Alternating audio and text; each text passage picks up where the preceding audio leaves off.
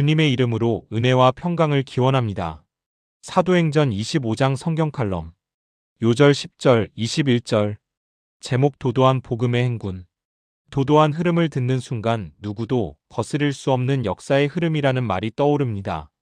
자연과 양심과 함께 역사는 자연 은총의 한 영역입니다. 자연 은총이므로 하나님의 뜻이 담겨 있어 결국 누구도 거역하지 못합니다. 하나님의 뜻은 하나님의 사람을 통하여 이루어집니다. 바울을 로마로 보내려는 하나님의 계획은 그 어떤 대적자들의 괴계와 방해에도 도도하게 진행됩니다. 권력자와 교권을 가진 자들의 강교한 협공이 전능하신 하나님의 섭리를 어긋나게 할 수 없습니다. 벨릭스는 파면되었고 베스도가 부임하여 새로운 국면을 맞이합니다. 대적자들은 베스도를 부추겨 바울을 예루살렘으로 압송하는 중에 죽이려고 시도하지만 좌절됩니다. 1절부터 5절. 베스도는 법정을 열었지만 바울의 죄목을 찾아내지 못하고 유대인을 고려하여 예루살렘행을 권합니다. 6절부터 9절. 바울이 로마 시민의 권리로 가이사에게 상소할 것을 요청하자 베스도는 응낙합니다. 10절부터 12절. 구약에서 애굽의 바로와 바벨론의 고레스가 적국의 왕이지만 사용하였듯이 베스도도 같은 맥락입니다. 심지어 고레스에게는 최상의 형용사를 붙여 사용합니다. 이사야 44장 28절입니다. 고레스에 대하여는 이르기를 내 목자라 그가 나의 모든 기쁨을 성취하리라 하며 예루살렘에 대하여는 이르기를 중건되리라 하며 성전에 대하여는 내 기초가 놓여지리라 하는 자니라. 그들의 인간적 수고가 협력하여 주님의 뜻을 이루었습니다. 25절.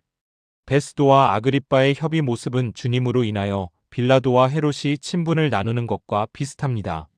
누가복음 23장 10절부터 12절입니다. 대제사장들과 서기관들이 서서 힘써 고발하더라. 헤롯이 그 군인들과 함께 예수를 업신여기며 희롱하고 빛난 옷을 입혀 빌라도에게 도로 보내니 헤롯과 빌라도가 전에는 원수였으나 당일에 서로 친구가 되니라. 아그리빠 2세는 약 50년 동안 갈릴리를 통치한 헤롯가의 마지막 왕으로 바울의 최후 설교를 듣게 됩니다. 이 같은 설정은 바울의 여정 속에 주님을 닮아가는 여러 모습으로 발견됩니다. 우리는 여기에서 심각한 질문을 할 수 있습니다. 하나님의 뜻은 결국 이루어지는데 하나님이 쓰시는 사람의 역할은 무엇일까입니다. 첫째는 기도로서 하나님의 뜻을 알기 위한 것과 이루어지기를 기도해야 합니다. 이스라엘 민족이 바벨론에 멸망된 지 70년 후에 회복이 이루어진다는 약속이 주어졌습니다. 전능하신 하나님의 약속은 이미 이루어진 것과 똑같습니다. 그럼에도 하나님께서 이스라엘 백성들에게 간절히 기도하라고 명령하십니다. 예레미야 29장 10절부터 13절입니다. 여호와께서 이와 같이 말씀하시니라. 바벨론에서 70년이 차면 내가 너희를 돌보고 나의 선한 말을 너희에게 성취하여 너희를 이곳으로 돌아오게 하리라. 여호와의 말씀이니라. 너희를 향한 나의 생각을 내가 아나니 평안이요 재앙이 아니니라. 너희에게 미래와 희망을 주는 것이니라. 너희가 내게 부르짖으며 내게 와서 기도하면 내가 너희들의 기도를 들을 것이요 너희가 온 마음으로 나를 구하면 나를 찾을 것이요 나를 만나리라. 응답을 확신함으로 대충 기도하는 것이 아니라 부르짖으며 전심으로 기도하라고 하십니다.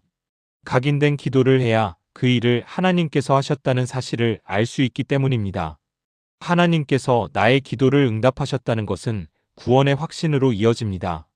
기도는 하나님께 영광을 돌리는 목적이 있지만 결국 자신을 위한 것이라는 원리가 나옵니다.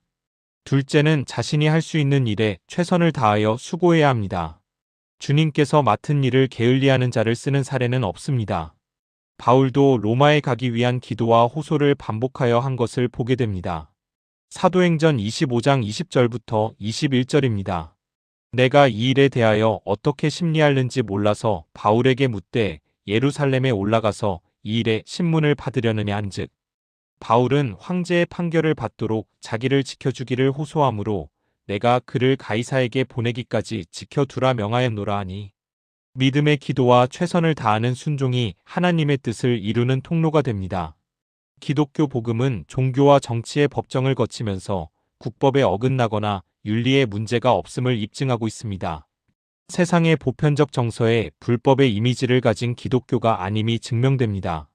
사도행전 후반부는 로마를 넘어 전 세계를 향한 복음의 진군을 생생히 목격하게 합니다.